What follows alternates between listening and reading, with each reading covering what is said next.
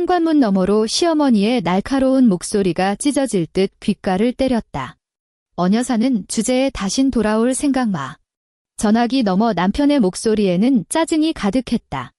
엄마가 화내는 것도 당연하지. 일단 오늘은 밖에서 자.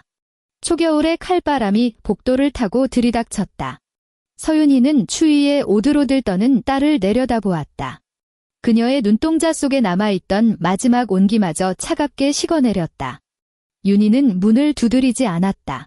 대신 매몰차게 몸을 돌려 짙은 어둠 속으로 걸음을 옮겼다. 이 집 식구들이 도어록 비밀번호 바꾸는 걸 이토록 좋아한다면 그녀의 이름으로 된 이 28억 원짜리 고급 아파트의 주인도 아예 바꿔버리는 편이 나을 것이다. 본격적인 이야기에 앞서 구독과 좋아요를 부탁드립니다. 그리고 댓글로 지금 어디서 이 이야기를 듣고 계신지 남겨주세요. 여러분이 계신 모든 곳에 행복이 깃들기를 바랍니다. 자, 이제 편안한 마음으로 제 이야기에 귀 기울여 주십시오. 스마트폰이 첫 진동을 울리자마자 윤희의 오른손이 정확히 화면을 덮었다. 새벽 5시 30분 서울 강남구 청담동의 하늘은 여전히 검은빛에 가까운 짙은 남색이었다.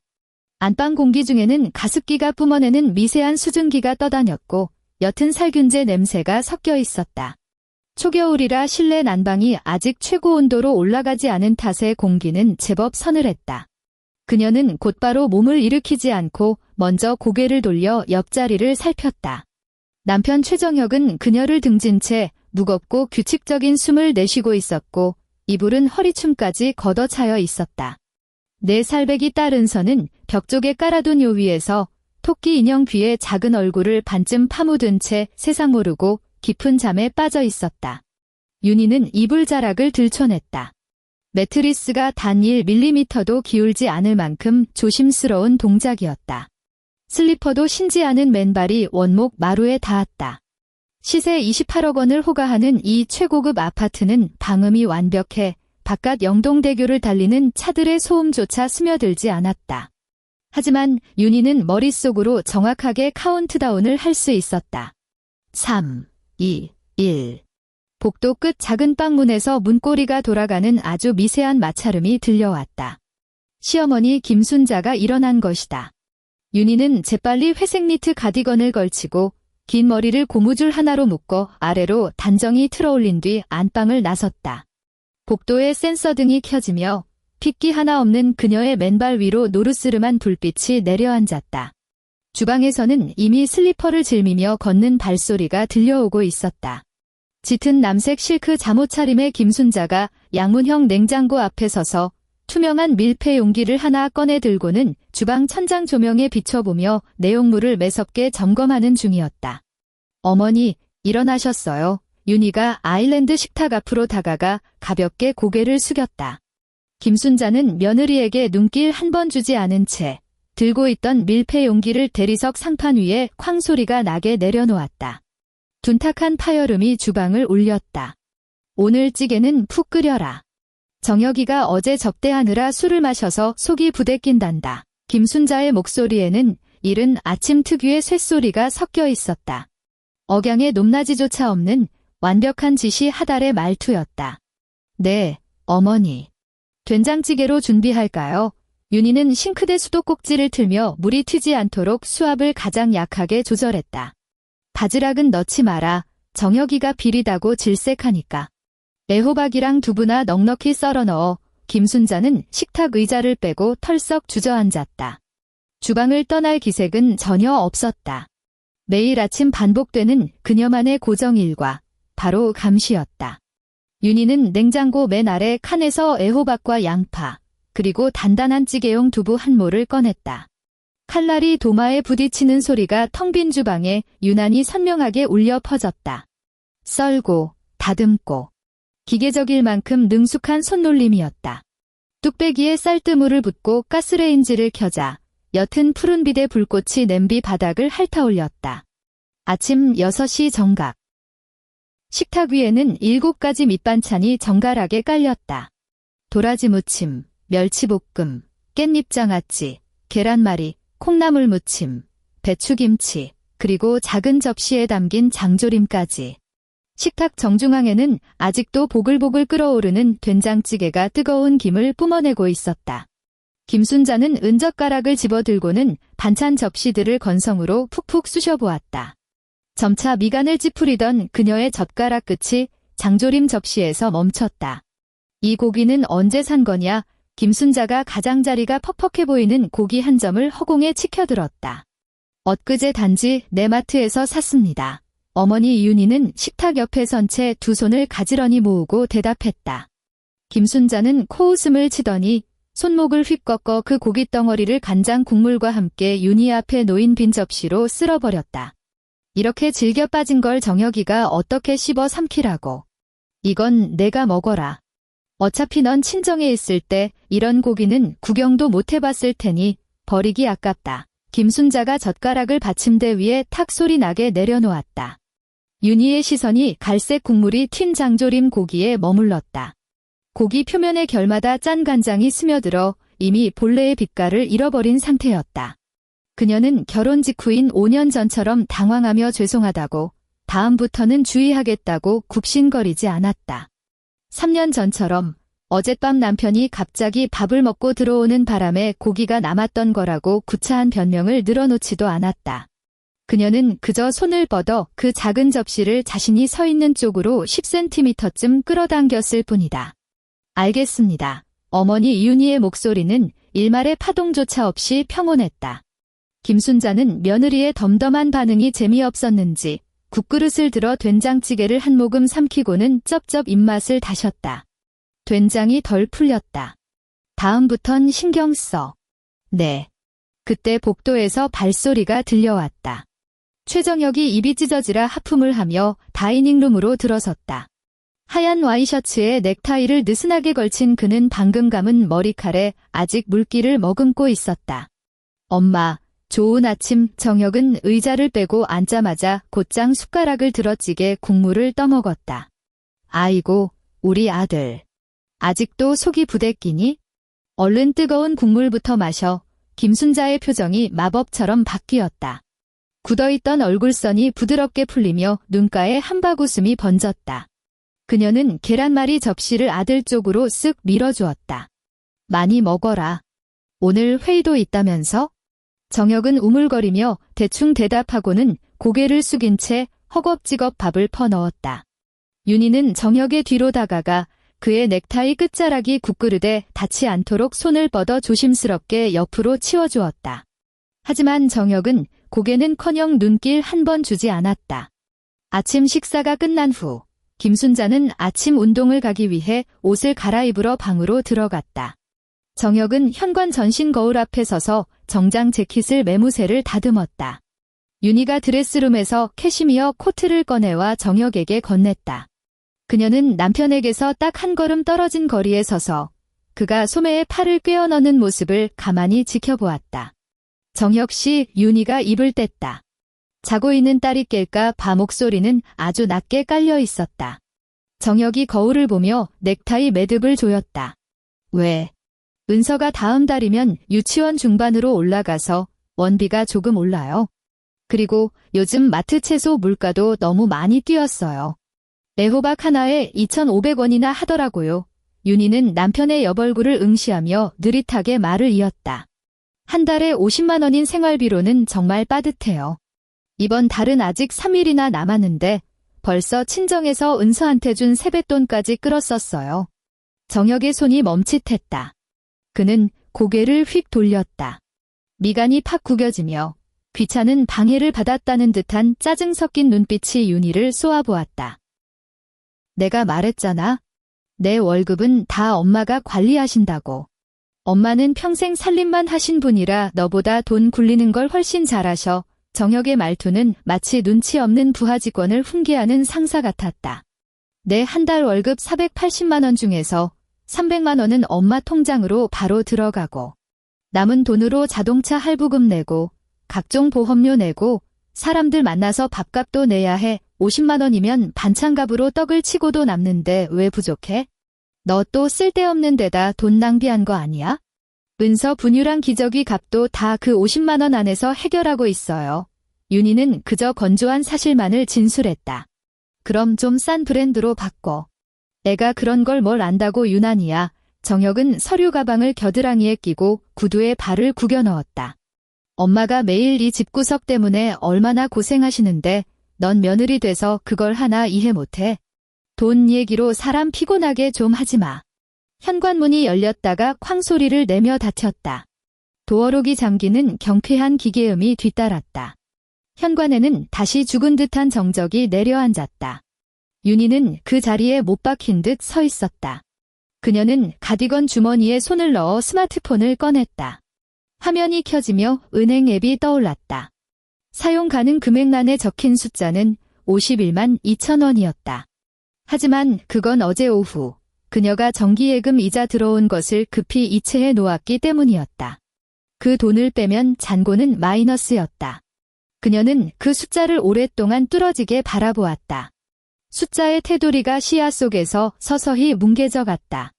과거의 그녀였다면 속으로 기나긴 장보기 목록을 나열하며 50만 원으로는 정말 아무것도 살 수 없다는 걸 남편에게 증명하려 애썼을 것이다.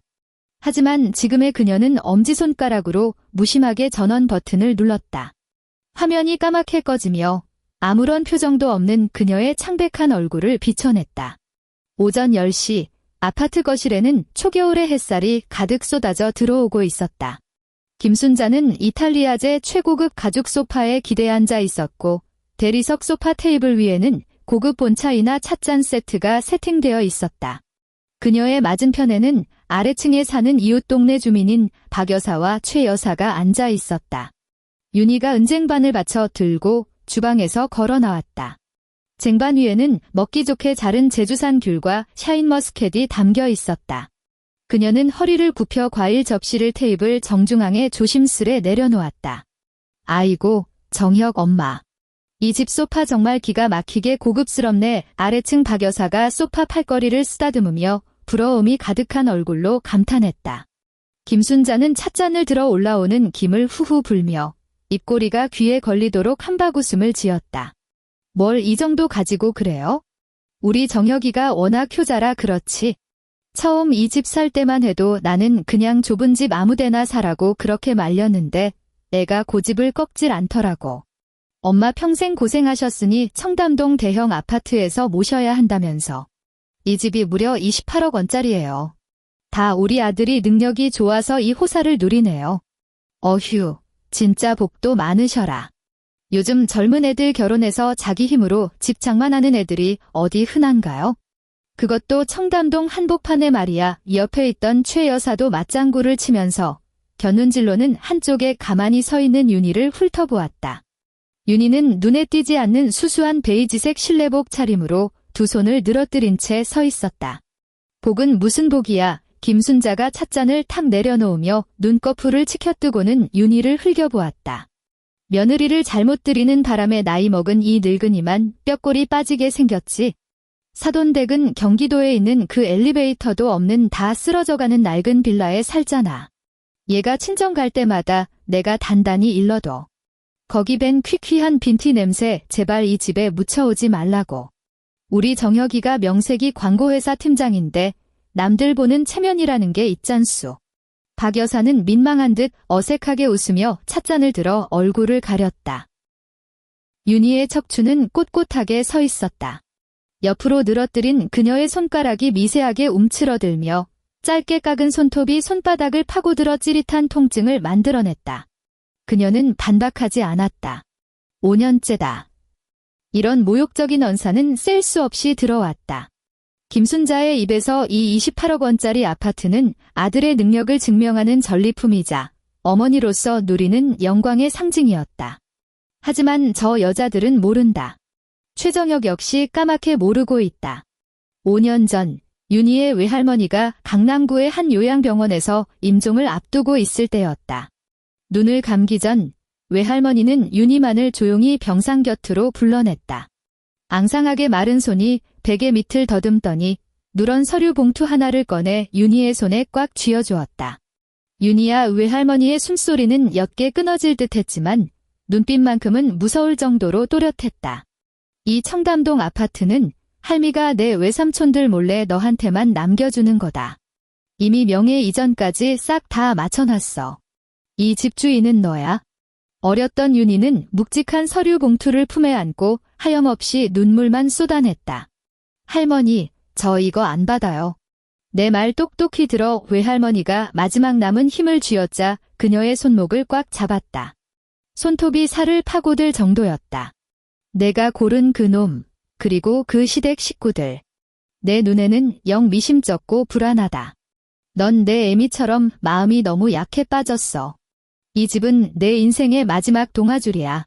내가 정말로 이 집이 절실해지는 그 순간이 오기 전까지는 절대로 그 누구에게도 말해선 안 된다. 내 친정 애미한테도 비밀로 해야 해, 알겠니? 외할머니가 세상을 떠나고 3일 뒤, 윤희는 부동산 등기부등본과 공정증서를 은행 금고에 깊숙이 봉인했다.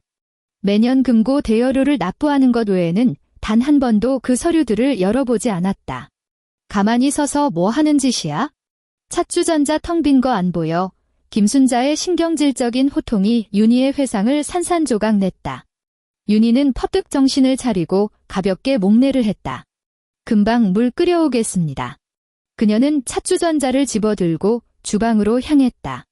아일랜드 식탁 뒤로 몸을 숨긴 그녀는 곧바로 뜨거운 물을 받지 않았다. 싱크대 앞에 가만히 서서 창밖으로 펼쳐진 청담동의 화려한 스카이라인을 응시했다. 마지막 동아줄. 그녀는 언제나 이 비밀을 강력한 진통제 삼아 버텨왔다. 김순자가 그녀의 출신을 들먹이며 표독스럽게 인신공격을 퍼부을 때도, 최정혁이 너무나 당연하다는 듯이 생활비를 쥐어짜며 무시할 때도 그녀는 속으로 수백 번 되뇌었다.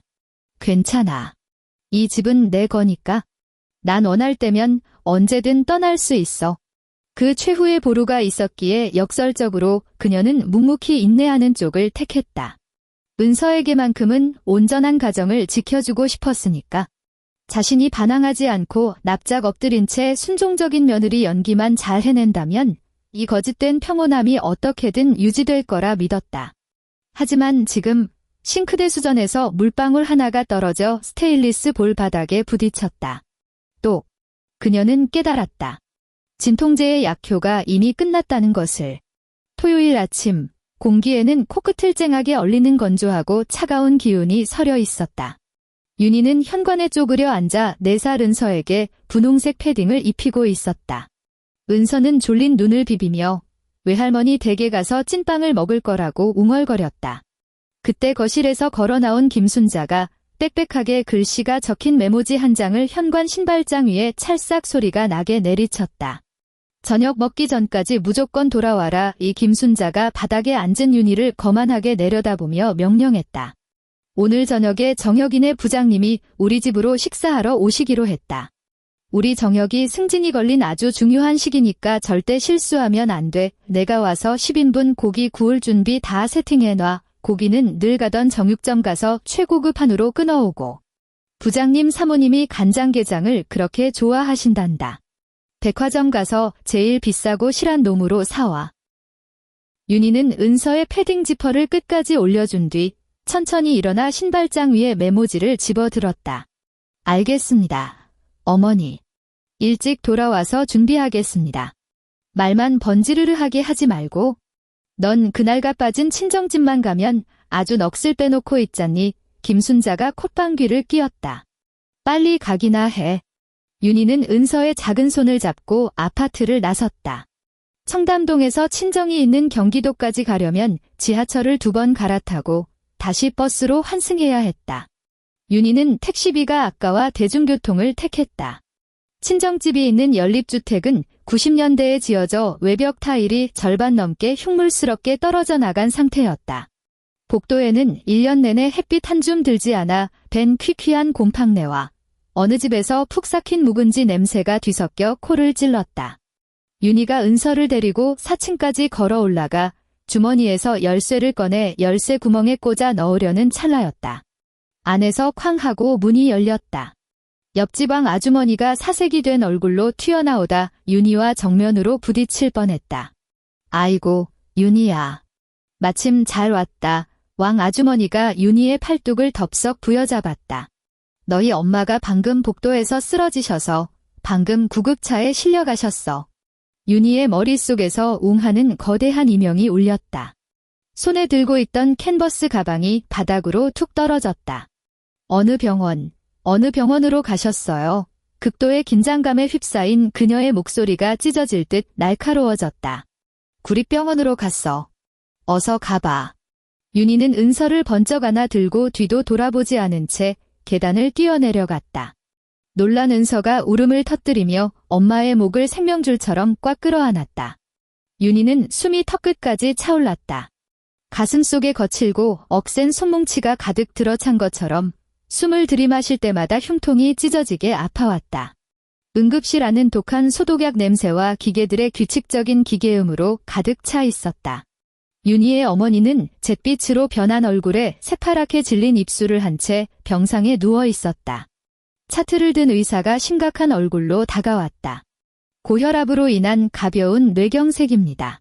천만다행으로 빨리 모시고 와서 큰 고비는 넘겼지만 며칠간은 무조건 입원해서 경과를 지켜봐야 합니다. 절대 안정이 필요하니 충격받으실 일은 피하시고요. 윤희는 식당 주방에서 평생 설거지하며 쩍쩍 갈라지고 굳은 살이 박인 어머니의 거친 손을 부여잡았다. 소리 없는 눈물이 새하얀 병원 이불 위로 뚝뚝 떨어져 내렸다.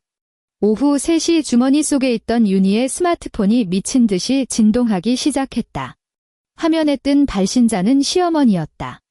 윤희는 병상에서 막 잠이 든 어머니의 파리한 얼굴을 한 번, 그리고 옆 보조의자에 앉아 스케치북에 그림을 그리는 은서를 한 번 번갈아 보았다. 그녀는 조심스레 스마트폰을 쥐고 응급실 복도 끝으로 걸어가 통화 버튼을 눌렀다. 너 지금 어딨어? 시간이 몇 시인데 아직도 장을 안 봐와. 김순자의 쩌렁쩌렁한 고함이 수화기를 뚫고 터져나왔다. 굳이 스피커폰을 켜지 않아도 복도에 쩌렁쩌렁 울릴 정도였다. 어머니, 친정엄마가 갑자기 쓰러지셔서 입원하셨어요. 저 지금 응급실에. 윤희는 목소리를 최대한 낮추며 상황을 설명하려 했다. 입원. 참나, 아플 거면 진작 아프지 왜 하필 오늘 쓰러져. 김순자는 며느리의 말 따위는 들을 생각도 없었다. 입원했으면 병원의 의사들이 알아서 볼 텐데 내가 거기 들러붙어 있는다고 무슨 소용이 있어? 정혁이 부장님이 5시 반에 오신단 말이다. 당장 기어 들어와서 밥상 안 차려. 내년 때문에 우리 정혁이 앞길 막히면 너희 집구석이 다 털어먹어도 보상 못해. 알아들어. 복도를 지나가던 간호사가 멈칫하며 윤희를 흘끗 쳐다보았다. 스마트폰을 꽉 쥔 윤희의 손가락 관절이 하얗게 질려갔다. 그녀는 천천히 고개를 돌려 응급실 쪽을 바라보았다. 유리창 너머로 수면제를 맞고 잠든 와중에도 고통스러운 듯 미간을 잔뜩 찌푸리고 있는 어머니의 얼굴이 보였다. 어머니. 윤희는 깊게 숨을 들이마셨다. 그녀의 목소리는 소름 끼치도록 차분하게 가라앉아 있었다. 저 오늘 집에 못 갑니다. 죄송합니다. 배달 음식을 시켜 드시든가 아니면 밖에 나가서 외식하세요. 뭐라고? 이 미친년이 돌았나? 내가 지금 나한테 그따위로 말대답. 윤희는 더 이상 듣지 않고 통화 종료 버튼을 꾹 눌러버렸다. 그녀는 차디찬 타일벽에 기대어 눈을 감았다. 곧이어 스마트폰이 다시 진동했다. 이번엔 남편 최정혁이었다. 그녀는 미련 없이 전원 버튼을 눌러 기기를 꺼버렸다. 세상이 순식간에 고요해졌다. 그녀는 병원 복도 의자에서 꼬박밤을 새웠다. 은서는 윤희의 코트를 덮은 채 엄마 품에 둥글게 몸을 말고 잠이 들었다. 응급실 복도의 새하얀 형광등 불빛이 윤희의 창백한 얼굴 위로 떨어지며 그녀의 그림자를 길게 늘어뜨렸다. 그날 밤, 그녀는 단 1초도 눈을 붙이지 않았다. 다음 날 늦은 오후, 다행히 어머니의 상태가 호전되어 일반 병실로 옮겨졌다. 윤희는 간병인에게 하룻밤만 어머니를 잘 부탁한다고 신신당부한 뒤 은서를 데리고 서울로 향하는 광역버스에 올랐다. 흔들리는 버스 안에서 은서는 골아떨어졌다. 윤희는 창밖으로 스쳐 지나가는 한강의 야경을 멍하니 바라보았다. 서울의 불빛은 이토록 눈부시게 반짝이는데 저 수많은 불빛 중 단 하나도 그녀를 위해 켜진 것은 없었다. 밤 8시, 윤희는 곤히 잠든 은서를 품에 안고 청담동 아파트 현관문 앞에 섰다. 복도에는 매서운 틈새 바람이 휘몰아치고 있었다. 오랜 시간 아이를 안고 있느라 윤희의 두 팔은 이미 감각이 사라진 지 오래였다. 그녀는 힘겹게 한 손을 뻗어 도어록 덮개를 위로 올렸다. 띡띡띡 띡띡. 그녀는 5년간 수만 번은 눌렀을 정혁의 생일과 시어머니의 생일을 조합한 비밀번호를 꾹꾹 눌렀다. 삐루로. 빨간 불이 번쩍였다. 비밀번호 56. 윤희는 동작을 멈췄다. 손가락이 얼어서 잘못 눌렀나 싶어 다시 한번 천천히 번호를 입력했다. 삐루로. 여전히 빨간 불이었다. 바로 그 순간 문 안쪽에서 이중 잠금 장치인 안전고리가 덜컥 걸리는 소리가 났다. 이어서 두꺼운 철문 너머로 목소리가 들려왔다. 그만 눌러라. 내가 비밀번호 바꿨다. 김순자의 목소리였다. 칠판을 긁는 손톱 소리처럼 날카롭고 승리감에 도취된 기분 나쁜 음성이었다. 어머니 윤희가 문틈으로 바짝 다가서며 말했다. 문 좀 열어주세요. 은서가 자고 있어요. 밖이 너무 추워서 애가 감기 걸리겠어요. 너도 추운 건 아는구나. 김순자의 목소리 톤이 찢어질 듯 높아졌다. 어제 내 전화 뚝 끊어버릴 땐 뒷감당 생각 안 했니? 남의 집에 빌부터 사는 주제에 우리 집 쌀 축내고 우리 집 지붕 아래서 자면서 전화 한 통 할 줄 몰라? 너 때문에 어제 정혁이가 부장님 앞에서 얼굴에 먹칠을 하고 결국 중국집에서 배달이나 시켜 먹었어. 내가 도대체 무슨 배짱으로 그따위 짓을 해. 어머니, 다 제 잘못입니다. 100번 1000번 제가 죽을 죄를 졌어요. 하지만 은서는 어머니 친손녀잖아요. 애가 열이라도 나면 어쩌시려고요. 일단 집 안으로 들어가게만 해주세요. 윤희의 목소리 끝에 마침내 애원하는 빛이 묻어났다. 그녀의 앙상한 팔이 덜덜 떨렸고 품에 안긴 은서도 매서운 칼바람에 몸을 움츠렸다. 손녀.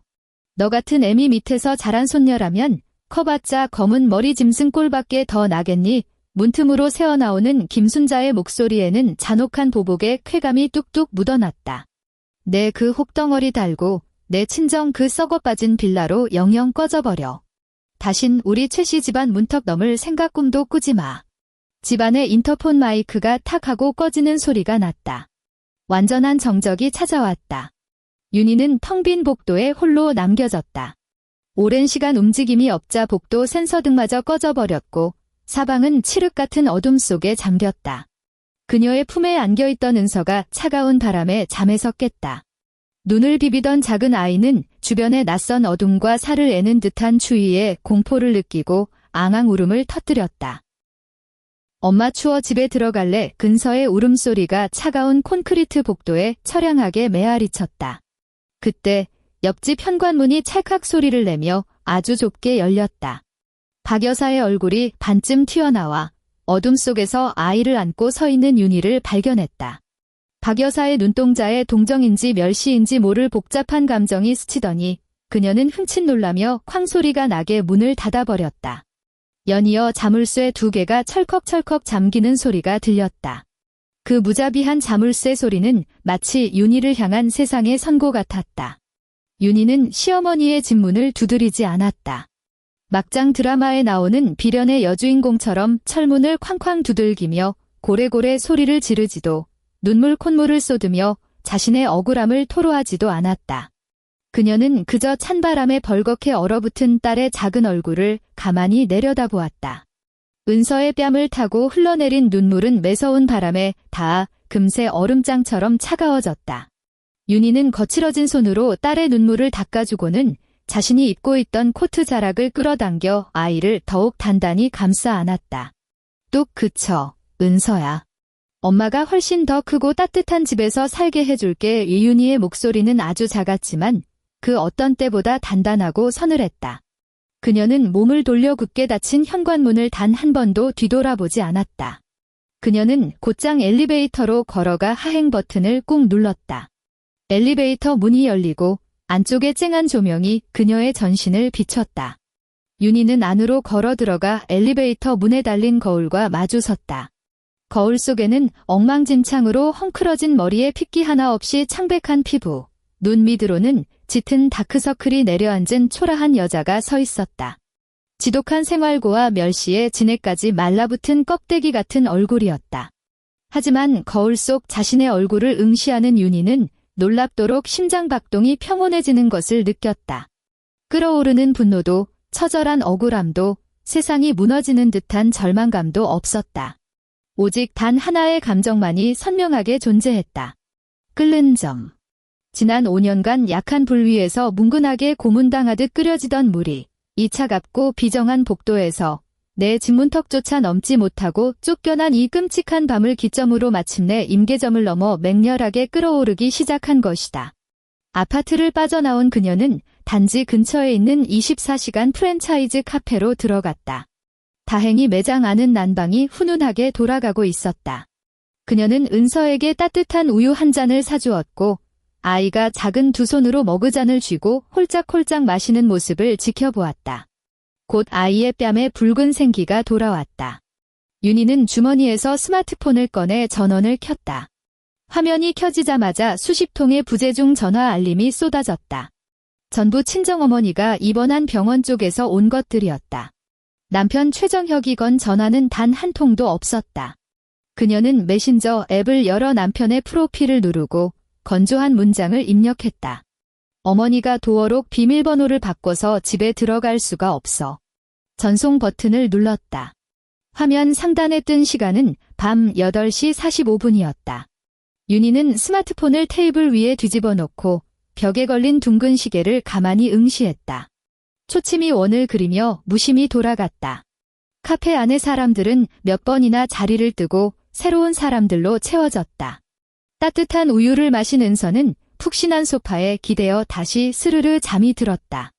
10시 45분, 정확히 2시간이 지났다. 테이블 위에서 스마트폰이 짧게 진동했다. 윤희가 폰을 집어들자 화면에 남편의 답장이 떠올랐다. 당신도 참, 왜 미리 말도 없이 안 들어온 거야? 엄마가 화내실 만도 하지? 어제 부장님 오셨는데 당신이 안 와서 내 체면이 말이 아니었어. 일단 오늘은 밖에서 방 잡고 자고 내일 내가 엄마한테 잘 말씀드려 볼 테니까 화 풀리시면 그때 들어와서 싹싹 빌어. 은서가 추위에 떨지는 않았는지 묻는 말은 단 한마디도 없었다. 장모님의 병세가 어떤지 걱정하는 기색도 전혀 없었다. 심지어 이 추운 밤에 아내와 어린 딸이 어디서 밤을 지새워야 할지 묻는 최소한의 인간적인 질문조차 존재하지 않았다. 윤희는 그 구역질 나는 텍스트를 30초 동안 지독하게 뚫어지라 쳐다보았다. 액정에 푸르스름한 불빛이 반사된 그녀의 두 눈동자는 마치 거대한 얼음 덩어리처럼 차갑게 빛났다. 그녀는 아주 익숙한 손놀림으로 볼륨 하단 버튼과 전원 버튼을 동시에 눌렀다. 찰칵 화면 캡처가 갤러리에 저장되었다. 그녀는 대화창을 빠져나와 연락처 목록을 열었다. 손가락으로 화면을 아래로 휙휙 스크롤하며 유치원 선생님, 과거의 친구들, 얼굴만 아는 친척들의 이름을 무심히 지나친 뒤 마침내 한수정 변호사라는 이름에서 멈췄다. 한수정. 윤희의 대학교 직속 선배이자 현재 서울 강남구의 대형 법무법인에서 부동산과 이혼 및 가사 소송을 전공하는 파트너 변호사였다. 윤희는 문자 메시지 창을 열고 짧고 명확한 문장을 타이핑했다. 선배님, 내일 오전 시간 괜찮으세요? 집을 좀 팔아야 해서요. 그리고 이혼 준비도요. 전송을 완료한 윤희는 폰을 코트 주머니에 깊숙이 찔러 넣었다. 소파에 웅크려 잠든 은서를 조심스럽게 안아든 그녀는 카페의 무거운 유리문을 밀치고 서울에 깊어가는 만추의 밤거리로 걸음을 내디뎠다. 다음 날 오전 10시 강남구 테헤랄로에 위치한 최고급 프라임 오피스 빌딩. 넓고 고급스러운 마호가니 책상 뒤로 한수정 변호사가 아메리카노가 담긴 잔을 든 채 앉아 있었다. 군더더기 없이 떨어지는 검은색 정장 수트 차림의 날카로운 숏컷을 한 그녀는 맞은편에 앉은 서윤희를 보며 흥미롭다는 듯 한쪽 눈썹을 살짝 치켜 올렸다. 윤희는 두툼한 서류 봉투 하나를 책상 위에 올려놓고 봉투 입구를 동동 여맨 하얀 실을 풀어냈다. 첫 번째로 꺼낸 서류는 부동산 등기부등본이었다. 두 번째 서류는 서울중앙지방법원에서 발급한 유언 공정증서. 그리고 세 번째는 검은색 USB 메모리였다. 선배님, 윤희가 입을 열었다. 며칠 밤을 새운 탓에 목소리는 모래알처럼 까슬까슬했지만 발음만큼은 쇳덩이처럼 단단하고 명료했다. 청담동 그 집 팔아주세요. 한수정은 커피잔을 내려놓고 가장 위에 놓인 부동산 등기부등본을 집어들었다. 그녀의 예리한 시선이 소유권자 란을 빠르게 훑고 지나갔다. 그곳에는 이렇게 적혀 있었다. 소유자, 서윤이. 내 외할머니가 남겨주셨다는 그 아파트. 한수정이 고개를 번쩍 들었다. 그녀의 눈빛에 진지함이 한층 더 짙어졌다. 윤희야, 너 지금 부동산 시세가 어떤지 알아? 청담동 그쪽 아파트면 입지랑 층수 프리미엄까지 더해서 현재 매매가로 최소 30억 원은 거뜬히 넘어. 알고 있어요. 윤희는 한수정의 두 눈을 똑바로 응시했다.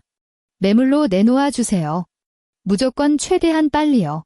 한수정은 서류를 내려놓고 상체를 앞으로 살짝 기울였다. 집을 파는 건 내 고유의 권리야. 하지만 명심해. 이 집이 시장에 매물로 올라가는 순간 내 시댁 쪽에서도 당연히 눈치를 챌 거라는 걸 어제 나한테 이혼하겠다고 문자 보냈지? 그 뒤에 들이닥칠 엄청난 후폭풍. 감당할 준비는 된 거니? 윤희는 대답 대신 손에 쥐고 있던 검은색 USB 메모리를 한수정 앞쪽으로 슥 밀어주었다. 이건 뭔데? 지난 5년간 시어머니가 매일같이 저를 모욕하고 폭언을 퍼부은 녹음 파일들이에요. 결혼 2년 차부터 그 여자가 입을 열기만 하면 저는 주머니 속에서 녹음 버튼을 눌렀어요. 아내는 연도별, 월별로 폴더를 싹 다 정리해 놨고요. 그리고 어젯밤 저를 현관문 밖으로 내쫓으면서 짓거렸던 대화 내용도 고스란히 들어있어요. 한수정의 동공이 미세하게 커졌다. 그녀는 평소 사람 좋고 맹해 보일 정도로 순둥이 갔던 대학 후배를 새삼스러운 눈으로 바라보았다. 5년이라는 숨막히는 지옥 같은 결혼 생활은 그녀를 철저히 망가뜨린 것이 아니라 오히려 먹잇감을 노리는 지독하게 인내심 강한 사냥꾼으로 벼려놓았다는 사실을 깨달았다. 하지만 녹음 파일만으로는 결정적인 한 방이 부족해 한수정은 다시 냉철한 변호사의 얼굴로 돌아왔다. 내가 이혼 청구는 물론이고 친권과 양육권까지 가져오려면 상대방에게 아주 명백하고 중대한 유책 사유가 있거나 혼인관계가 도저히 회복 불가능할 정도로 파탄 났다는 걸 입증해야 해. 이것도 있어요. 윤희가 자신의 스마트폰을 집어들었다. 메일함을 열어 길게 이어진 PDF 문서를 띄운 뒤 한수정에게 건넸다. 한수정은 스마트폰을 받아들고 화면을 몇 장 쓸어 넘겼다. 이내 그녀의 표정이 싸늘하게 굳어졌다. 그것은 메신저 대화 내용을 캡처해 인쇄한 문서였다. 대화의 당사자는 최정혁과 이 대리라는 직장 후배 여자였다. 여자가 먼저 어젯밤 호텔에서 마신 와인이 정말 맛있었다고 애교 섞인 메시지를 보내자 정혁은 다음엔 더 좋은 곳으로 데려가겠다며 내 마누라는 이런 걸 전혀 모르는 목석 같다고 맞장구를 쳤다. 여자가 그럼 언제 이혼할 거냐고 당돌하게 묻자 정혁의 답장은 섬뜩했다. 조금만 기다려. 은서가 좀 더 크면. 어차피 그 집 내가 번 돈으로 산 거니까 그때 가서 맨몸으로 쫓아내면 돼. 이거 대체 언제 발견한 거야? 한수정의 목소리에는 억눌린 분노가 서려 있었다. 반년 전이요. 윤희의 말투는 남의 이야기를 하듯 기이할 정도로 평온했다. 어느 날 밤 그 사람이 술에 잔뜩 취해서 소파에서 골아떨어졌는데 스마트폰이 러그 위로 떨어져 있었어요. 저는 그 사람 엄지손가락을 가져다 지문을 풀었죠. 그러다 그 사람이 깨서 욕실로 샤워하러 들어갔어요.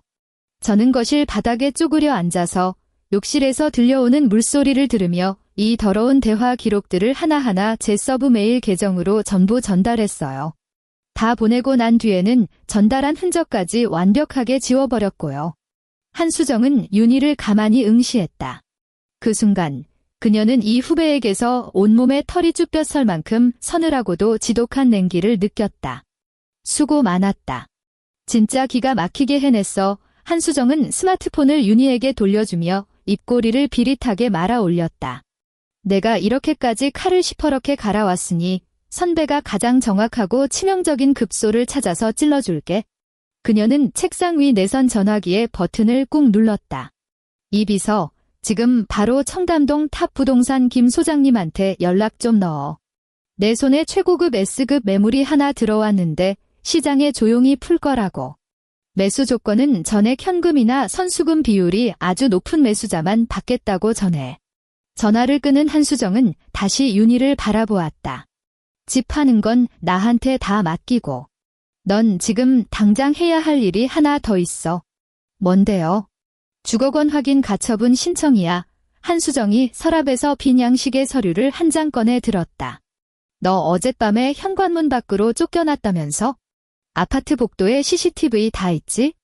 관리사무소 가서 어제자 녹화 영상 싹 다 복사해와. 거기다 내 남편이 너더러 알아서 밖에서 방 잡고 자라고 보낸 그 미친 문자 메시지 캡처본까지 다 첨부해. 우리가 법원에 이 가처분을 신청하는 건 내가 다시 그 집에 들어가 살기 위해서가 아니야? 법적으로 아주 명백하게 못을 박아두려는 거지. 상대방 쪽에서 먼저 악의적인 유기 행위를 저질렀고 내 주거권을 심각하게 침해했다는 사실을. 이건 이혼 소송에서 우리에게 쥐어질 아주 강력한 무기가 될 거다. 알겠습니다. 윤희가 무겁게 고개를 끄덕였다. 단 3일 뒤. 서울의 부동산 시장은 진짜 알짜배기 매물 앞에서는 돈 싸들고 대기하는 매수자들이 널려있는 법이다. 청담동의 그 아파트는 워낙 핵심 입지인데다 한수정이 특급 인맥을 통해 조용히 매물을 푼 덕분에 수출입 무역업을 하는 어느 재력가 사모님이 단숨에 입지를 물었다. 계약 장소는 한수정의 법무법인 회의실로 정해졌다. 윤희는 구김없는 하얀 셔츠를 입고 긴 회의용 테이블 앞에 단정히 앉아 있었다. 매수자 측은 아주 시원시원했다. 주택 내부를 찍은 사진과 등기권리증 사본만 확인하고는 굳이 현장에 가보지도 않고 그 자리에서 도장을 찍겠다고 나섰다. 안에 인테리어 공사를 새로 싹 다 해야 할 것 같아서요. 잔금 치르는 날짜는 2주 뒤로 앞당겨도 괜찮을까요? 사모님의 대리인 변호사가 물었다. 상관없습니다. 윤희는 묵직한 서명용 펜을 집어들고 매매계약서 맨 마지막 장 매도인 난의 서윤이라는 세 글자를 흔들림 없이 정자로 적어 내려갔다.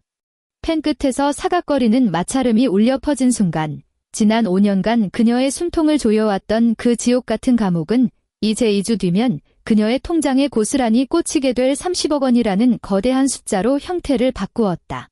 부동산 매매 계약서에 서명을 마친 그날 오후, 윤희는 한수정의 개인 집무실에 앉아 또 다른 서류에 도장을 찍었다. 바로 이혼 소장이었다. 소장의 첨부 서류 목록만 무려 3장에 달했다. 5년간 차곡차곡 모아둔 폭언 녹취록, 최정혁이 자기 월급을 전부 시어머니에게 빼돌려 가정 내 경제적 학대를 가했다는 명백한 은행 입출금 거래 내역서, 아파트 복도 CCTV 영상이 담긴 DVD, 그리고 결정타가 될 그 더러운 외도 대화 기록까지. 이 소장은 오늘 오후에 전자소송 시스템을 통해 법원에 바로 접수될 거야. 아마 이틀이나 사흘 뒤면 최정혁이 다니는 회사와 그 집구석으로 부본이 날아가 꽂히겠지. 한수정이 소장 뭉치를 두툼한 서류 봉투에 밀어넣었다. 앞으로 2주 동안은 어디서 지낼 생각이야? 친정엄마가 어제 퇴원하셨어요. 당분간 은서 데리고 친정에서 지내려고요. 윤희가 자리에서 일어났다. 은서 유치원도 아예 퇴소 처리해버렸어요. 다음 주부터는 경기도 친정 동네에 있는 어린이집으로 보낼 생각이에요. 좋아. 명심해.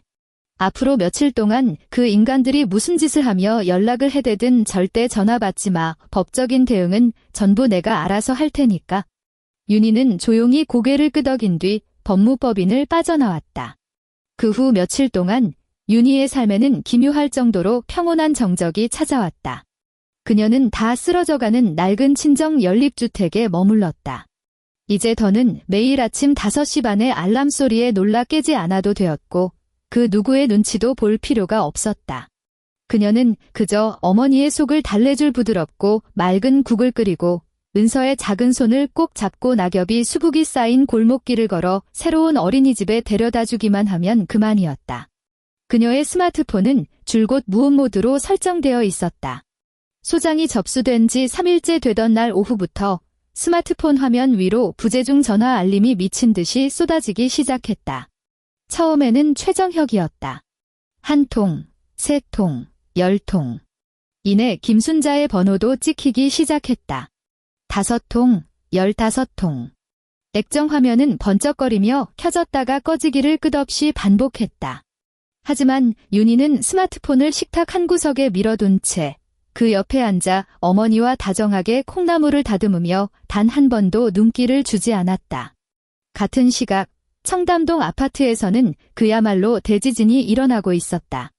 새 매수자의 인테리어 업체 직원들이 도면 설계를 위해 배관 구조를 확인하겠다며 관리사무소에 연락을 취한 것이 발단이었다.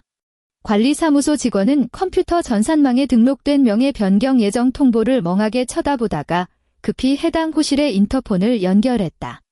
여보세요? 최 사모님 되시죠? 여기 관리사무소인데요.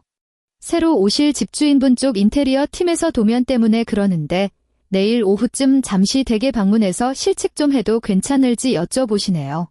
당시 김순자는 그 알량한 28억 원짜리 가죽 소파에 벌러덩 누워 마스크팩을 붙이고 있던 참이었다. 인터폰에서 흘러나온 직원의 말에 그녀는 용수철처럼 소파에서 튀어올랐고 얼굴에 붙어있던 팩이 대리석 바닥으로 철푸덕 떨어졌다. 새 집주인이라니 그게 무슨 귀신 신하라 까먹는 소리야? 이 양반이 지금 입구멍으로 똥을 싸나. 이 집이 어떤 집인데 우리 아들이 내 이름으로 못해줘서 한이 맺힌 피 같은 내 집이야. 그러나 잠시 후 불이 나게 뛰어올라온 관리소장이 부동산 등기부등본 사본을 들이밀며 거기에 너무도 선명하게 박혀있는 서윤이라는 세 글자를 손가락으로 짚어주자 김순자는 눈앞의 복도가 빙글빙글 돌면서 세상이 뒤집히는 듯한 현기증을 느꼈다. 한편 친정집 식탁 앞에 앉아있던 윤희. 스마트폰 화면이 다시 밝아지더니 이번에는 최정혁이 보낸 장문의 문자 메시지가 알림창에 떠올랐다. 윤희는 그 메시지를 굳이 터치해서 읽지 않았다. 그녀는 그저 손에 들고 있던 콩나물 한 가닥을 반으로 툭 부러뜨렸다. 경쾌하게 꺾이는 소리와 함께 콩나물이 두 동강 났다. 그녀는 자리에서 일어나 주방 싱크대로 다가가 수도꼭지를 틀었다. 차가운 물줄기가 스테인리스 볼을 세차게 때리며 쏴아 하는 소리를 냈다. 그녀는 손을 뻗어 물의 온도를 가늠해 보았다. 얼음장처럼 차가웠지만 오히려 머릿속은 지독하게 맑아지는 기분이었다. 싱크대 위로 물이 쏟아지는 소리가 귓가를 씻어내렸다. 윤희는 수도를 잠그고 손에 묻은 물기를 탁탁 털어냈다. 바로 그 순간 식탁 위에 엎어둔 스마트폰이 요란하게 진동하며 번쩍거렸다. 단순한 부재중 전화가 아니었다. 카카오톡 페이스톡 요청이었다. 발신자 이름은 최정혁이었다. 윤희는 스마트폰을 집어들었다. 그녀의 엄지손가락이 빨간색 통화 거절 버튼 위에서 잠시 허공을 맴돌았다. 하지만 그녀는 누르지 않았다. 초록색 통화 연결 아이콘이 10여 초간 요동치는 것을 가만히 지켜보다가 연결이 자동으로 끊어지기 직전의 찰나에 초록색 버튼을 가볍게 쓸어 올렸다. 화면에는 순식간에 최정혁의 일그러진 얼굴이 꽉 찼다. 머리칼은 까치집을 지은 것처럼 엉망으로 뻗쳐 있었고 두 눈에는 핏발이 붉게 서 있었다. 배경을 보아하니 회사 건물 아래쪽 흡연 구역인 듯했다. 서윤이, 너 지금 미쳤어. 영상이 연결되자마자 최정혁의 짐승 같은 포효가 스마트폰 스피커를 찢을 듯이 터져나왔다. 윤희는 시끄러운 소리에 인상을 찌푸리며 폰을 얼굴에서 살짝 떼어냈다. 내가 어떻게 감히. 그 집이 우리 집인데. 내가 무슨 권리로 팔아. 내까짓 게 뭔데 남의 집을 함부로 건드려. 그는 폰을 쥔 채 제자리를 빙빙 돌며 길길이 날뛰었고 화면이 어지럽게 흔들렸다. 당장 그 부동산에 전화 걸어. 계약 취소해. 당장 취소하라고. 내 말 안 들려? 윤희는 액정 속에서 이성을 잃고 발악하는 남자를 서늘한 눈으로 내려다보았다. 지난 5년간 그녀는 저 남자의 그 오만방자한 훈계질과 툭하면 미간을 찌푸리며 짜증내던 얼굴, 그리고 하늘이 내린 권리라도 되는 양당당하게 희생을 강요하던 태도의 뼛속까지 길들여져 있었다. 하지만 이토록 밑바닥까지 무너져 내리며 통제력을 잃은 꼴은 맹세코 처음 보는 광경이었다. 계약서에는 이미 도장 다 찍혔어. 위약금은 집값의 20%, 그러니까 정확히 6억 원이야. 윤희의 목소리는 일말의 파동조차 없었다. 마치 텔레비전에서 건조하게 내일의 날씨를 예보하는 기상캐스터 같았다. 당신한테 위약금 물어줄 6억 원이 있긴 해. 최정혁은 발악하던 걸음을 우뚝 멈췄다. 극도의 분노로 인해 그의 안면 근육이 흉측하게 경련을 일으켰다. 너 나한테 수작 부리지 마. 당장 내일 법원 가서 너 고소할 거야. 그거 부부 공동재산이야. 내가 맘대로 은닉하고 빼돌린 거라고. 너 감방에 쳐넣어 버릴 테니까 각오해. 정혁 씨, 윤희가 그의 말을 날카롭게 잘라냈다. 어조는 여전히 고요했다. 등기권리 증상 소유주 명의는 처음부터 서윤이 하나였어. 취득 사유는 조모의 유증이고 소유권 이전 등기가 접수된 날짜는 5년 전. 그러니까 우리가 결혼식장에 들어가기 반년 전이야. 법적으로 완벽한 내 혼인 전 특유재산이라고. 담당 변호사가 당신한테 그런 기본적인 것도 안 가르쳐줬어? 최정혁은 망치로 뒤통수를 얻어맞은 듯 그 자리에 굳어버렸다. 그의 입술이 뻐끔거렸지만 기괴한 쇳소리만 셀 뿐 아무런 말도 튀어나오지 않았다. 사실 그는 한수정 변호사 사무실에서 걸려온 확인 전화를 받았지만 현실을 철저히 부정하고 있었다. 그는 그저 자기 어머니가 세금 문제 같은 복잡한 이유 때문에 임시방편으로 며느리 명의를 빌려둔 것뿐이라고 철석같이 믿어왔다. 지난 5년 동안 바보천치 취급하며 짓밟았던 아내의 손에 이토록 치명적인 조커 카드가 쥐어져 있었을 줄은 꿈에도 상상하지 못했던 것이다. 너 처음부터 다 계획하고 우리 집에 들어온 거야. 최정혁의 목소리가 덜덜 떨리기 시작했다. 그것은 더 이상 분노가 아니었다. 목줄을 잡힌 짐승이 느끼는 끔찍한 공포였다. 아니, 윤희는 카메라 렌즈를 뚫어지라 응시했다. 눈동자에는 한 점의 탁함도 없었다. 나는 이 집의 존재를 내 무덤까지 비밀로 안고 갈 생각이었어. 우리 은서가 아빠 없는 아이로 자라지 않고 온전한 가정을 누릴 수만 있다면? 그녀는 잠시 말을 멈추고 화면 너머 정혁의 두 눈을 똑바로 노려보았다. 그런데 당신 엄마가 도어록 비밀번호를 바꿔버린 그날 밤 뼛속 깊이 깨달았지? 내가 빈털터리 쥐뿔도 없는 년인 줄 아니까 당신들이 이 엄동설안에 나랑 애를 쓰레기 버리듯 문 밖으로 내쫓을 수 있었다는 걸. 하지만 똑똑히 알아도 진짜로 문 밖으로 내쫓긴 건 내가 아니라 바로 당신들이야. 윤희야. 내 말 좀 들어봐. 그날은 우리 엄마가 정말 큰 실수하신 거 맞아. 내가 대신 사과할게. 응. 제발. 최정혁의 태도가 180도 돌변하며 비굴해졌다. 그의 목소리에는 다급한 애원이 덕지덕지 묻어 있었다. 우리 은서는? 나 우리 은서 얼굴 못 본 지 너무 오래됐잖아. 우리 얼굴 보고 차분하게 다시 얘기하자. 내가 다 잘못했어. 띵동. 타이밍을 맞춘 듯 맑고 경쾌한 알림음이 최정혁의 구차한 변명을 끊어냈다. 당신 회사 메일함에 뭐 하나 도착했을 텐데. 윤희가 건조하게 말했다. 가서 확인해봐. 그녀는 최정혁이 입을 열 틈도 주지 않고 미련 없이 빨간색 종료 버튼을 눌러버렸다. 서울 강남구에 위치한 어느 중형 광고 회사 사옥 건물 앞. 최정혁은 새카맣게 죽어버린 스마트폰 화면을 넋 나간 사람처럼 쳐다보고 있었다. 몇 초 뒤 그는 손을 부들부들 떨며 업무용 메일함 앱을 열었다. 수신함 맨 위에는 서울가정법원에서 발송한 시스템 메일이 한 통 도착해 있었다. 첨부 파일의 제목은 이혼 소장 및 관련 증거 부본이었고 피고란에는 명확하게 최정혁이라는 이름이 명시되어 있었다. 그는 사시나무 떨듯 떨리는 손가락으로 첨부 파일을 터치했다.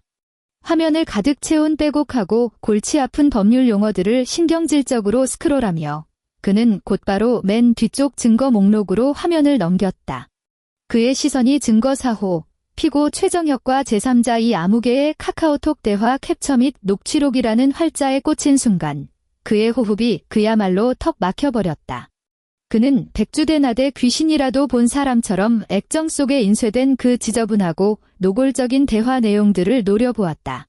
자신과 그 여직원 둘만의 은밀한 비밀이라고 착각했던 짓거리들, 호텔 침대에 처박혀 본 처를 맨몸으로 쫓아내 버리겠다고 낄낄거리며 내뱉었던 그 천박한 망언들이 지금 법원의 소장 안에 너무나도 선명하고 끔찍한 텍스트로 박제되어 그를 조롱하고 있었다. 딱 하는 파열음이 울렸다. 땀으로 범벅이 된 그의 손에서 미끄러진 스마트폰이 흡연 구역의 딱딱한 보도블록 위로 곤두박질 쳤다. 액정 오른쪽 모서리에서 시작된 금이 거미줄처럼 처참하게 번져나갔다. 다음 날 늦은 오후, 청담동 아파트 단지 1층 입구. 김순자는 관리사무소 앞 돌계단에 털썩 주저앉아 있었다. 머리카락은 미친년처럼 산발이 되어 있었고 그 잘난 사모님 행세하며 공들여 바른 화장은 눈물과 콧물, 식은땀에 범벅되어 흉측하게 번져 있었다. 그녀는 두 손으로 땅바닥을 쾅쾅 내리치며 동네가 떠나가라 통곡을 해댔다. 아이고, 천벌을 받을 그 독사 같은 년. 천하의 몹쓸 년. 우리 식구를 감쪽같이 속여먹다니. 이 아파트가 우리 아들이 번 돈으로 산 건데 내 피 같은 목숨인데? 진연이 무슨 권리로 남의 집을 팔아먹어. 나 못 나가. 누가 와서 끌어내도 절대 안 나갈 거라고. 관리사무소 보안 요원 몇 명이 2미터쯤 떨어져 선체 어쩔 줄 몰라 하며 난감한 표정을 짓고 있었다. 그 난리통의 주변으로는 이미 구경꾼들이 구름대처럼 몰려들었고 그 무리 속에는 윤희가 쫓겨나던 그 추운 밤 매몰차게 문을 걸어 잠갔던 박 여사와 최 여사도 섞여 있었다.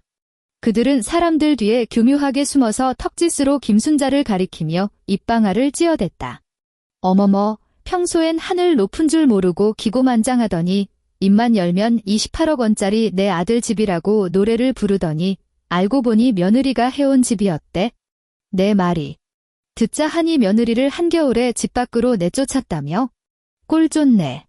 남의 눈에 피눈물 나게 하더니 지가 길거리에 나앉게 생겼잖아. 김순자의 귀에 그 조롱 섞인 수군거림이 꽂혔다. 그녀는 미친 듯이 벌떡 일어나 사람들을 향해 개거품을 물고 소리쳤다. 뭘 구경하고 자빠졌어. 재밌어. 이게 구경거리야? 이건 우리 집안일이라고.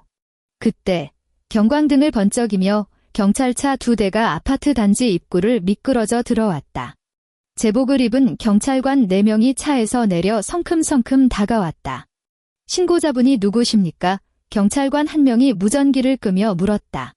저희 측에서 신고했습니다. 이마에 맺힌 땀을 손수건으로 훔치며 관리소장이 앞으로 나섰다. 이분은 현재 저희 아파트 입주민이 아니십니다. 새로운 명의자분 측에서 퇴거를 요구하셨는데 보시다시피 여기서 막무가내로 난동을 부리시면서 다른 주민들에게 심각한 피해를 주고 계십니다. 내가 집주인이야. 이 집은 우리 정혁이 거라고.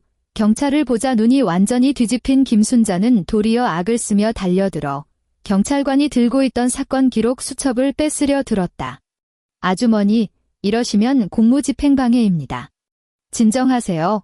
젊은 경찰관 2명이 신속하게 양옆으로 달라붙어 김순자의 양팔을 꽉 꺾어 제압했다. 김순자는 노을하며 발버둥을 치다 스텝이 엉키는 바람에 그녀가 신고했던 짙은 남색 실내화 한 짝이 허공을 날아 관리사무소 유리창을 퍽 하고 때렸다. 이거 놔. 이 강도 같은 놈들아. 너희들 다 고소할 거야. 내가 우리 정혁이 시켜서 너희들 다 옷 벗게 만들 거라고. 그녀는 돼지 멱다는 소리를 지르며 경찰들에게 양쪽 팔을 잡힌 채 순찰차 쪽으로 처참하게 질도 끌려갔다. 그리고 군중 속에 섞여있던 한 젊은 남성이 이 모든 아수라장을 자신의 스마트폰 카메라로 토시 하나 빼놓지 않고 고스란히 녹화하고 있었다. 그로부터 2시간이 채 지나기도 전에 이 적나라한 난동 영상은 한국의 대형 온라인 커뮤니티 실시간 베스트 게시물 1위에 올랐다. 게시물의 제목은 이러했다. 청담동 최고급 아파트 시어머니 관리사무소 난동 사건 28억 호화 아파트의 꿈 산산조각. 알고 보니 며느리 혼전 재산. 해당 게시물 아래로는 1분에 수백 개씩 조롱하는 댓글들이 미친 듯이 달렸다. 평소에 며느리를 쥐잡듯 잡으며 귀족 행세를 하던 여자가 결국 제풀에 꺾여 미친 노파처럼 끌려가는 꼴을 보며 수백만 명의 네티즌이 팝콘을 뜯으며 통쾌해했다. 그리고 그 시각 김순자는 동네 파출소의 차디찬 철제 의자에 널브러져 있었다. 연락을 받고 혼비백산하여 달려온 최정혁을 보자 그녀는 아들의 소매를 부여잡고 마치 물에 빠진 사람이 지푸라기라도 잡듯 매달렸다. 정혁아, 우리 아들. 당장 가서 그 독한 년 머리채를 잡아 끌고 와. 우리 집 내놓으라고 해. 그 집이 우리 전 재산인데. 최정혁은 어머니의 깊게 파인 주름진 얼굴을 멍하니 내려다보며 온몸의 뼈마디가 녹아내리는 듯한 지독한 피로감을 느꼈다. 그는 법원에서 이혼 소장이 날아왔다는 사실도, 자신이 바람을 피우다 걸려 인생이 통째로 시궁창에 처박혔다는 그 더러운 진실도 차마 입 밖으로 꺼낼 수 없었다. 그는 덜덜 떨리는 어머니의 손을 떼어내며 갈라진 목소리로 힘겹게 속삭였다. 엄마, 이제 그만해. 우리한테는 이제 진짜 돌아갈 집이 없어. 김순자의 앙상한 두 팔이 허공에서 맥없이 툭 떨어졌다. 그제야 그녀는 뼛속 깊이 깨달았다. 자신이 평생 발밑에 두고 짓밟으며 하녀 부리듯 했던 그 보잘것없던 며느리가 이번에는 작정하고 그들의 하늘을 완전히 무너뜨려 버렸다는 사실을. 2주라는 시간은 숨막힐 듯 빠르게 흘러갔다. 마침내 부동산 잔금일, 즉 명도일이 다가왔다. 새 매수자 측 변호사는 피도 눈물도 없는 최후 통첩을 날렸다. 약속한 오늘 오후 3시까지 집을 완전히 비워주지 않으면 즉각 명도소송 및 강제집행 절차에 돌입할 것이며 집안에 남은 짐들은 전부 폐기물로 간주해 폐기 처분하겠다고 으름장을 놨다. 문제는 김순자의 명의로 된 부동산 자산이 단 한 푼도 없다는 것이었다. 그녀가 평생의 자랑거리로 떠벌리고 다니던 그 대단한 예금 계좌의 실체는 아들이 매달 꼬박꼬박 바치던 300만 원이 전부였다. 그마저도 그녀의 사치스러운 씀씀이와 명품 가방 할부금을 갚느라 다 까먹고 남은 잔고를 싹싹 긁어 모아봐야 고작 1억 원 남짓이었다. 지금에 미쳐 돌아가는 서울 집값으로 1억 원 가지고는 강남구 언저리에 사람답게 살만한 멀쩡한 전셋집 하나 구하는 것조차 불가능했다. 결국 벼랑 끝에 몰린 최정혁은 서울에서 한참 떨어진 대전광역시의 어느 변두리 낡은 동네에 월세 40만 원짜리 음습한 반지하 방을 구해 어머니의 거처를 마련했다. 그것이 현재 그가 간신히 쥐어짜낼 수 있는 재력의 한계선이었다. 짐을 빼던 날, 하늘은 우중충하게 가라앉아 수산한 가을비가 흩뿌리고 있었다. 김순자는 곰팡내가 진동하는 퀴퀴한 반지하 방 한가운데 우두커니 서 있었다. 이삿짐 센터 직원들이 수천만 원을 호가하던 이탈리아제 가죽 소파와 무거운 원목 식탁, 본차이나 찻잔 세트가 든 장식장을 그 좁아터진 공간에 억지로 쑤셔 넣는 광경을 지켜보아야만 했다. 비좁은 문틀을 통과하느라 가죽 소파의 모서리가 허옇게 긁혀 찢어졌고 원목 식탁의 다리 하나는 끔찍한 소리를 내며 박살이 나버렸다. 그녀가 짐승처럼 펄쩍 뛰며 조심 좀 하라고 소리치려 몸을 획비튼 순간 허리 쪽에서 뼈가 으스러지는 듯한 극심한 통증이 번개처럼 파고들었다. 그녀는 비명을 지르며 허리를 부여잡은 채 너덜너덜하게 찢어진 그 고급 가죽 소파 위로 털푸덕 쓰러졌다. 반지하 창문 틈새로 들이친 빗물이 차가운 시멘트 바닥 위로 뚝뚝 떨어져 고였다. 방 안의 공기에는 아무리 환기를 시켜도 절대 빠지지 않을 썩은 곰팡이와 지린내가 무겁게 가라앉아 있었다. 그 역겨운 냄새. 그것은 그녀가 며느리 친정에 갈 때마다 코를 쥐어뜯으며 경멸했던 그 낡은 연립주택 복도에서 나던 가난의 악취와 소름 끼치도록 똑같은 냄새였다. 3개월 후 서울 가정법원. 이혼 조정 기일이 열린 법정 안의 공기는 얼어붙은 듯 무거웠다. 피고석에 앉은 최정혁의 대리인 변호사가 어떻게든 상황을 뒤집어 보려 발악을 하고 있었다. 존경하는 재판장님, 비록 해당 부동산의 명의가 원고 1인으로 되어 있다 할지라도 지난 5년간의 혼인 유지 기간 동안 해당 아파트의 시세는 20억 원에서 무려 30억 원 가까이 폭등했습니다. 피고 역시 원고의 법적 배우자로서 가정을 유지하는 데 이바지하였으므로 기여도에 따른 재산 분할 청구권을 인정받아 마땅하다고 사료됩니다. 원고석의 한수정 변호사가 코웃음을 치며 두툼한 서류철에서 공인된 감정평가 보고서를 꺼내 재판관에게 제출했다. 재판장님, 이것은 제3자 공인평가기관에서 객관적으로 산정한 해당 부동산의 가치 평가 보고서입니다. 한수정의 목소리는 법정안을 울릴 만큼 단호하고 예리했다. 보고서 내용에 명시되어 있듯 해당 부동산은 지난 5년간 단 한 차례의 내부 인테리어 리모델링이나 가치 상승을 위한 구조적 개선 공사가 이루어진 바가 전혀 없습니다. 10억 원에 달하는 시세 차익은 100% 서울 강남구 부동산 시장 전체의 거시적인 시세 폭등에 기인한 자연 증식분일 뿐입니다. 그녀는 고개를 돌려 최정혁의 변호사를 매섭게 쏘아보았다. 피고 측 대리인에게 묻겠습니다. 당신의 의뢰인은 도대체 부동산 시장의 시세 폭등에 어떤 지대한 공로를 세웠단 말입니까? 청담동 땅바닥에 자기 돈으로 금가루라도 뿌리고 다녔습니까? 아니면 피고 혼자만의 힘으로 강남구 전체의 집값을 멱살 잡고 끌어올리기라도 했단 말입니까? 법정안은 찬물을 끼얹은 듯 고요해졌고 서류 넘기는 바스락 소리만이 유난히 크게 들려왔다. 재판관은 제출된 보고서를 꼼꼼히 훑어본 뒤 피고석에서 사색이 되어 덜덜 떨고 있는 최정혁을 차가운 시선으로 한 번 내려다보고는 지체 없이 의사봉을 내리쳤다. 판결은 단호하고 명쾌했다. 양측의 이혼은 성립한다. 사건 본인, 딸 은서의 친권 및 양육권은 원고 서윤희에게 귀속된다. 피고 최정혁은 원고에게 매월 150만 원의 양육비를 지급할 것. 피고는 혼인 기간 중 발생한 중대한 유책 사유, 즉 외도에 대한 책임을 지고 원고에게 위자료 3천만 원을 지급할 것. 피고의 부동산 가치 상승분에 대한 기여도, 주장 및 재산 분할 청구는 전면 기각한다. 최정혁은 피고석 의자에 주저앉은 채 온몸에 뼈가 발라진 사람처럼 흐느적거렸다. 그는 스스로 일어설 최소한의 근력조차 잃어버린 듯 했다. 멍한 눈동자로 법정 반대편에 앉은 윤희를 바라보았다. 윤희는 부드러운 파스텔톤 하늘색 니트를 입고 있었고 윤기 나는 머리칼은 어깨 위로 단정하게 흘러내렸다. 그녀는 그에게 눈길조차 주지 않은 채 테이블 위에 소송 서류들을 아주 평온하고 우아한 손놀림으로 정리하고 있을 뿐이었다. 그녀의 완벽한 승리였다. 털끝만 한 여지조차 남기지 않은 압승. 그녀는 법정에서 악다구니를 쓰지도, 억울하다며 눈물을 짜내지도, 히스테리를 부리지도 않았다. 그저 가장 냉혹하고 합법적인 칼날을 휘둘러 본래 제 것이었던 것을 완벽하게 되찾았고 자신을 벌레 보듯 짓밟았던 그 쓰레기 같은 인간들을 가장 밑바닥 진흙탕 속으로 처박아 버렸다. 법원 정문을 나서며 한수정이 윤희의 어깨를 툭 치며 활짝 웃었다. 가자. 오늘 학대느라 고생했는데 선배가 끝내주게 맛있는 커피 한 잔 쏠게. 괜찮아요. 선배님. 윤희는 가볍게 미소를 지으며 고개를 저었다. 오늘 오후에 은서 다니는 어린이집에서 부모 참여 수업이 있거든요. 가는 길에 우리 은서가 세상에서 제일 좋아하는 딸기를 좀 사가야 해서요.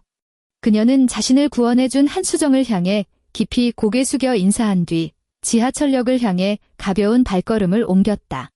맑은 오후의 햇살이 그녀의 등 뒤로 따뜻하게 쏟아져 내렸다.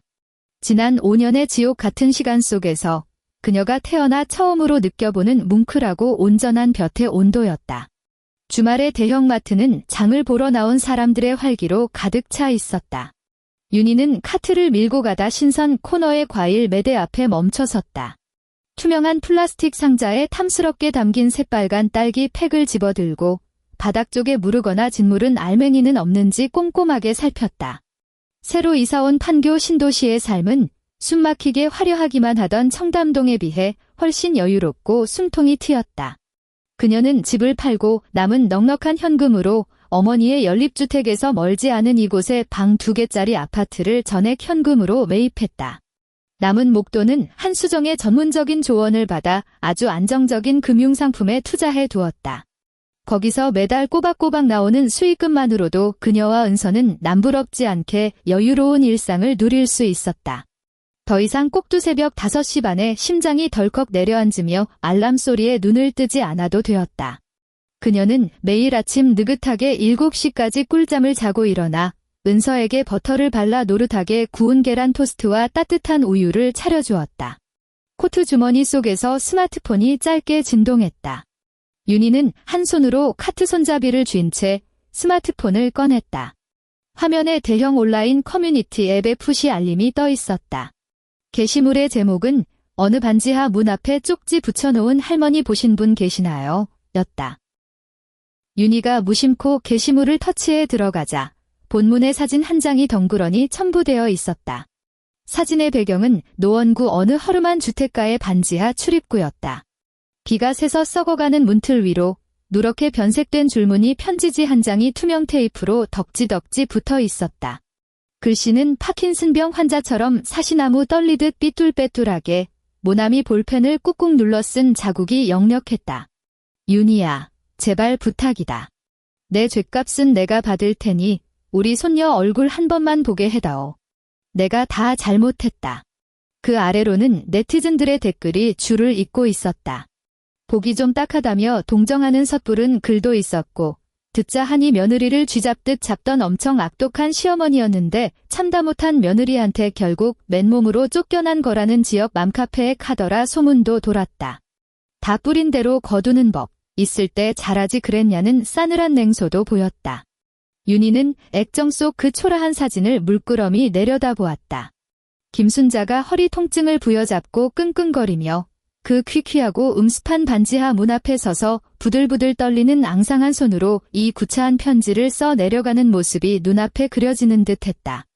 한때는 하늘 높은 줄 모르고 오만방자하게 며느리를 발밑에 노예처럼 부리던 그 대단한 청담동 사모님이 이제는 동네방네 사람들의 구경거리가 되어 이런 구걸에 가까운 방식으로 세상에 신락 같은 생존 신고를 하고 있는 꼴이었다. 윤희는 조롱하는 댓글을 달지도 통쾌하다며 좋아요 버튼을 누르지도 않았다. 그녀는 입가에 희미한 조소를 머금은 채 조용히 뒤로 가기 버튼을 눌렀다. 그리고 스마트폰의 화면을 끄고 주머니 깊숙한 곳에 찔러 넣었다.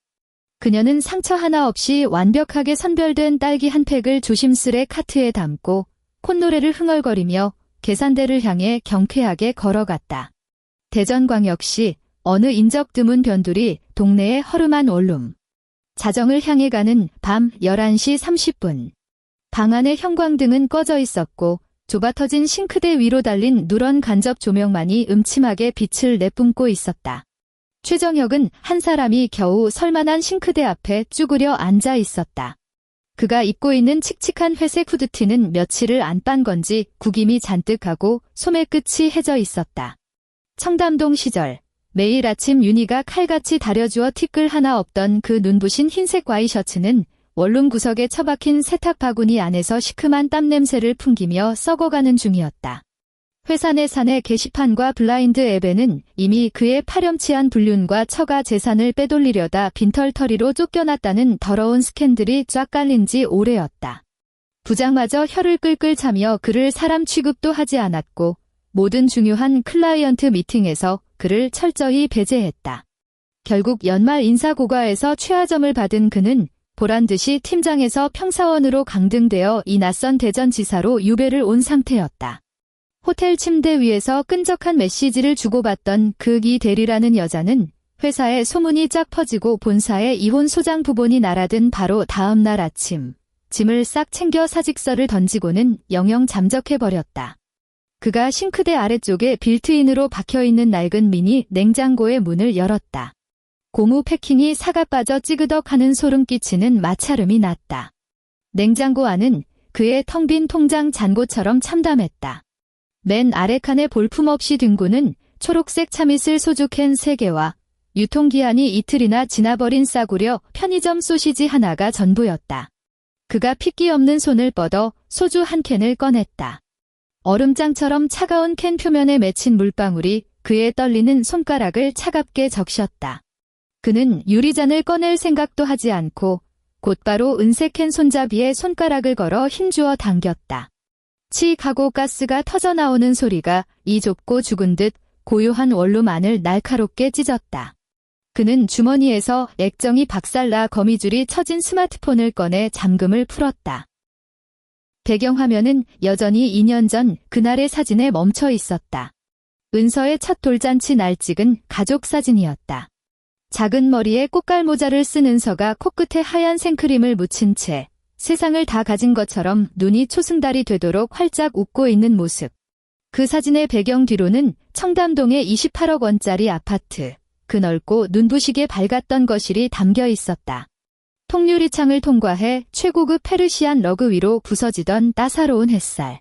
그 모든 풍경은 그의 인생에서 2번 다시 허락되지 않을 완벽한 신기루처럼 보였다.